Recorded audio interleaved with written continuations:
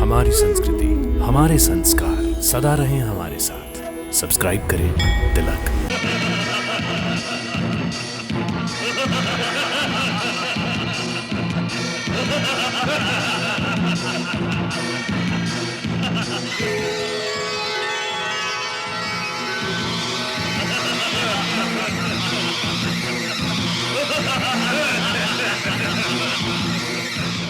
हे असुरेश्वर, जिस देवी गंगा ने वृषासुर का वध किया है, उस देवी गंगा को बंदी बनाकर हम आपकी सेवा में उपस्थित करेंगे।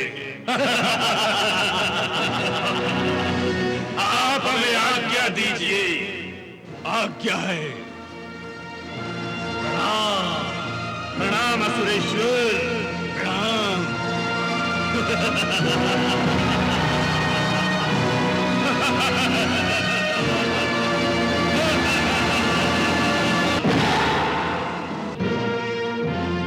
हे भार्गव शुक्राचार्य,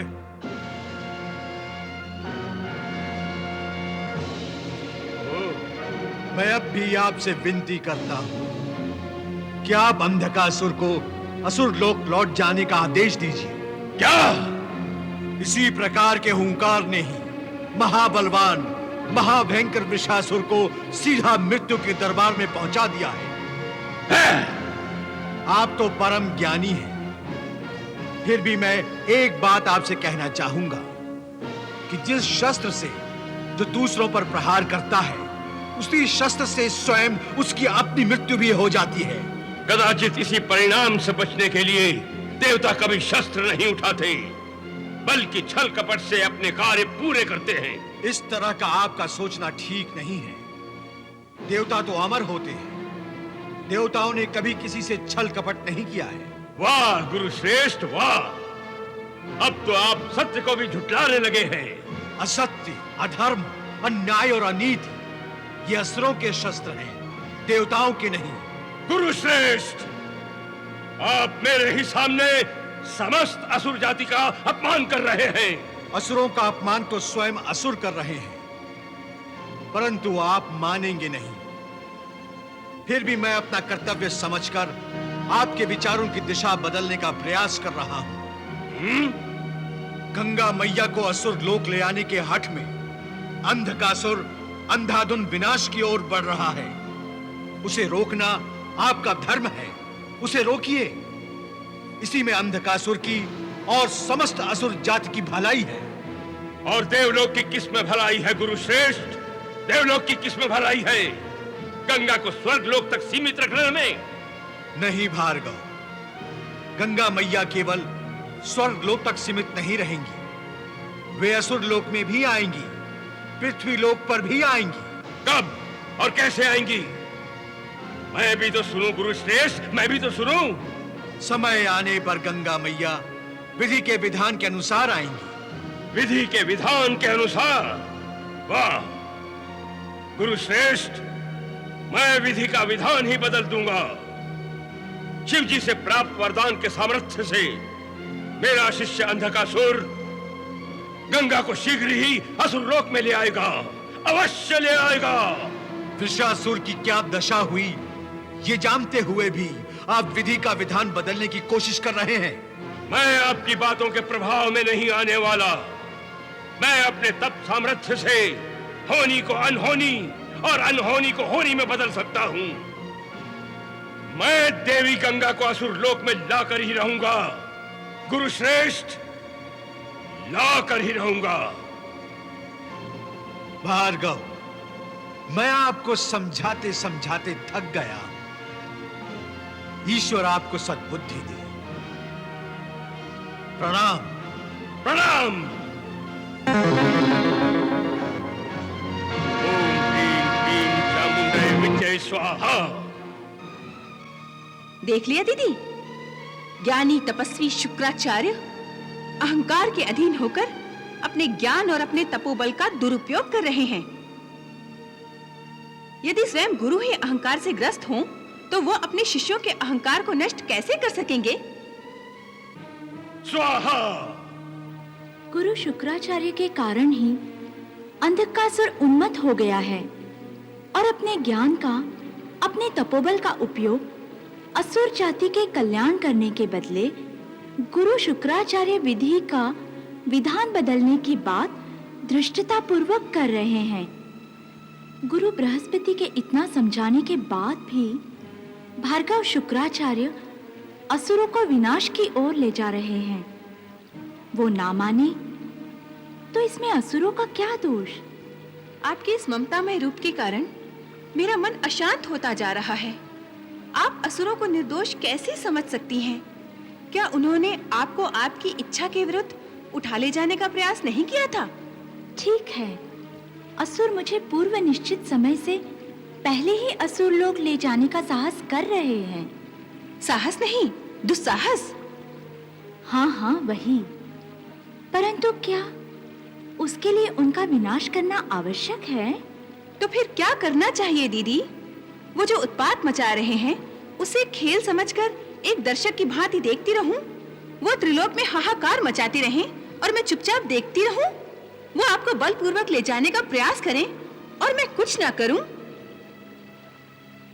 ऐसा कदापि नहीं होगा दीदी, कदापि नहीं होगा। असुर केवल विनाश की भाषा जानते हैं, इसलिए मैं उन्हें विनाश की भाषा में ही उत्तर दूंगी। अपने बल और सामर्थ्य का घमंड हुआ है अंधकासुर को। यदि वृषासुर की मृत्यु से भी उसकी आंखें नहीं खुली तो उस पापी का विनाश मेरे हाथों निश्चित होगा। उमा, तुम इतनी उग्र क्यों हो?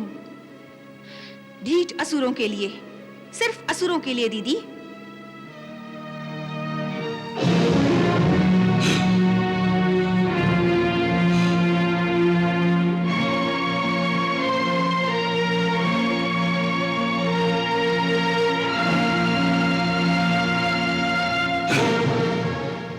विनाश तो मैं अवश्य करूंगा, संपूर्ण विनाश करूंगा इस स्वर्गलोक का। देवताओं ने छल कपट करके वृषासुर जैसे महाबलवान की हत्या कर दी है। मैं अपने साथी की हत्या का बदला लूंगा। मैं शिव जी से प्राप्त अमोघ शक्ति से स्वर्गलोक में ही नहीं, त्रिलोक में भी प्रलय मचा दूंगा। क्षमा करे असुरराज, वृषासुर का वध देवता नहीं कर सकते, वो तो भाग खड़े हुए हैं। फिर किसने वृषासुर की हत्या की होगी? देवी गंगा ने। देवी गंगा? वृषासुर ने देवी गंगा को तुच्छ समझने की भूल की थी और अपने साथ सेना को ले जाने से भी इनकार किया था। परिणाम स्वरूप वो जान से हाथ धो बैठा।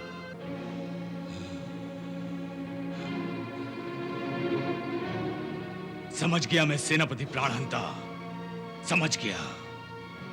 अब मैं वो भूल नहीं करूंगा। देवी गंगा को असुर लोक ले जाने के लिए मैं उसके पास सेना के साथ जाऊंगा। ऐसे छोटे से काम के लिए आपको कष्ट उठाने की क्या आवश्यकता है?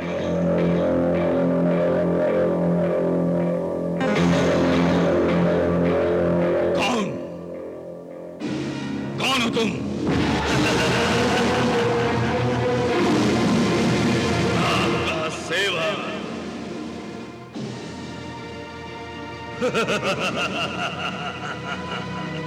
हे असुरेश्वर, शीर्षासुर का प्रणाम स्वीकार कीजिए। प्रणाम।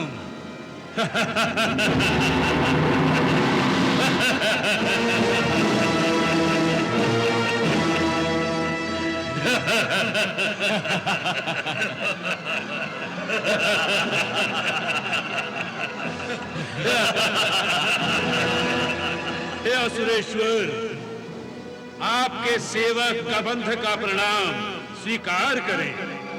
प्रणाम कबंध। हे असुरेश्वर, जिस देवी गंगा ने वृषासुर का वध किया है, उस देवी गंगा को बंदी बनाकर हम आपकी सेवा में उपस्थित करेंगे। आप हमें आज्ञा दीजिए। आज्ञा है। प्रणाम असुरेश्वर, प्रणाम।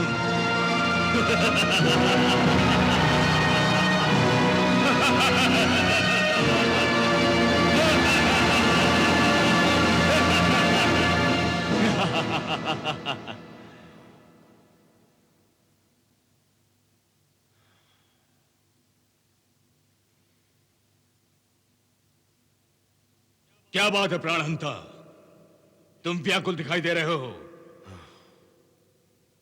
हमारे निर्णय से सहमत नहीं हो तुम? क्षमा करे असुरेश्वर, जो भूल वृषासुर ने की थी वही भूल अब शीर्षासुर और कवन ने की है। दोनों सेना के बिना ही गंगा का सामना करने निकल पड़े हैं। प्राणहंता, तुम नहीं जानते, कबंध स्वयं एक विशाल सेना है। विशाल सेना स्वयं एक सेना है? ये आप क्या कह रहे हैं असुरेश्वर? प्राणहंता, कबंध के शरीर से जब भूमि पर खून की एक बूंद गिरती है तो उससे 100 असुर सैनिकों का निर्माण होता है। फिर शीर्षासुर और कबंध को सेना की क्या आवश्यकता? कोई आवश्यकता नहीं है असुरेश्वर। जब कबंध और शीर्षासुर स्वयं में एक सेना है, तब तो उनका वध करना भी असंभव है। हाँ प्राणहंता, क्योंकि जब तक शीर्षासुर का सर कबंध के धड़ से नहीं जुड़ जाता, तब तक उन दोनों की कोई हत्या नहीं कर सकता।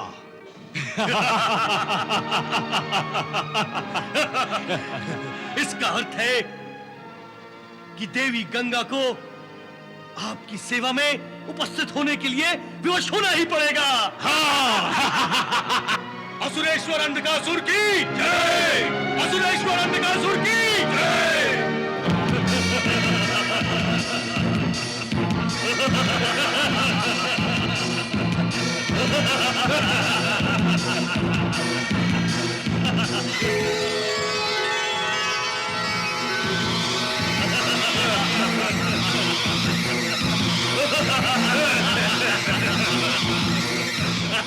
नारायण नारायण। देवेंद्र, जिसकी मृत्यु जहां होती है वो वहीं खींचा चला जाता है। नारायण नारायण। अनुचित महत्वाकांक्षा प्राणियों को विनाश की ओर ही ले जाती है देवर्षि। त्रिलोकीनाथ बनने की महत्वाकांक्षा में अंधकासुर इतना भी नहीं जानता कि जो दशा वृषासुर की हुई है वही दशा शीर्षासुर और कबंध की भी होगी। नारायण नारायण। परंतु हमें कुछ करना चाहिए देवर्षि। अंधकासुर माता को त्रस्त कर रहा है और हम हाथ बांधे बैठे हैं। माता की रक्षा करना हमारा धर्म है। नारायण नारायण। देवेंद्र, आपको व्यथित होने की कोई आवश्यकता नहीं है। गंगा माता की रक्षा साक्षात शिव जी की शक्ति स्वरूपा उमा माता कर रही हैं। जब तक घोर संग्राम शुरू नहीं होता तब तक आप दूर ही रहें, यही उमा माता की इच्छा है। फिर भी मन अपराधी भावना से व्याप्त है देवर्षि। परंतु आपने कोई अपराध किया ही नहीं है। अपराध किया है अंधकासुर ने, उनके शीर्षासुर और कबंध जैसे साथियों ने। उन्हें उमा माता उनकी उदंडता का अवश्य दंड देंगी। नारायण नारायण नारायण नारायण।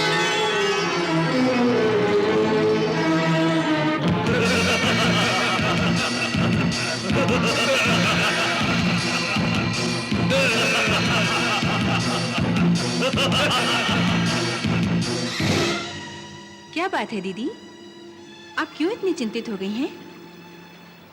चिंता न करूं तो क्या करूं? मैंने कभी सोचा भी नहीं था कि मेरे कारण स्वर्गलोक में भी युद्ध होगा। मेरी उत्पत्ति इसीलिए हुई है कि मेरे द्वारा चारों ओर सुख, शांति और समृद्धि बढ़े। मैं तो चाहती हूँ कि देवता और दानव दोनों भाइयों की भांति रहें और मुझसे लाभ उठाएं। मैं दोनों को अपनी ही संतान मानती हूँ, परंतु मुझे खेद है कि मेरी संतान मेरे कारण ही युद्ध कर रही है। दीदी, ये युद्ध आपके कारण नहीं हो रहा है। इस युद्ध का कारण है दानव, जो आप पर बलपूर्वक अपना अधिकार जमाना चाहते हैं। उमा, मुझ पर तो समस्त प्राणियों का अधिकार है। मैं उनकी माँ हूँ आखिर। अधिकार तो है दीदी, परंतु समस्या इसलिए है कि असुर अपने बल द्वारा आप पर केवल अपना एकाधिकार चाहते हैं और आप पर देवताओं का जो अधिकार है उसे छीन लेना चाहते हैं। किसी को भी किसी दूसरे का अधिकार छीनने का कोई अधिकार नहीं है।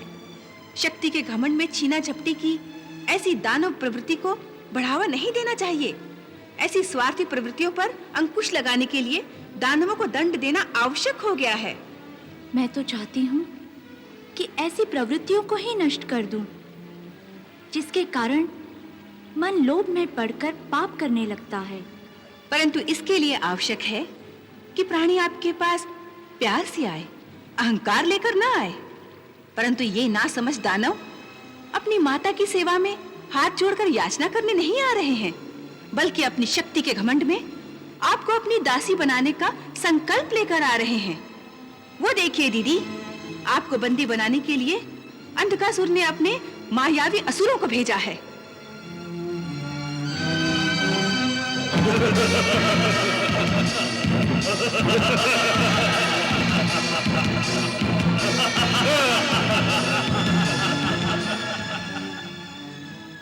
पता नहीं मेरे इन असुरों को कब समझ आएगी। समझ आनी होती तो वृषासुर का अंत देखकर ही आ जाती। असुर जब हठ पर उतर आते हैं तो किसी की नहीं सुनते, उनको दंड देना ही आवश्यक हो जाता है। परंतु दंड देना मेरी प्रवृत्ति के विरुद्ध है। दंड देने के लिए मैं जो हूं, आप पराशक्ति की वो शक्ति है जो सुख समृद्धि देती है।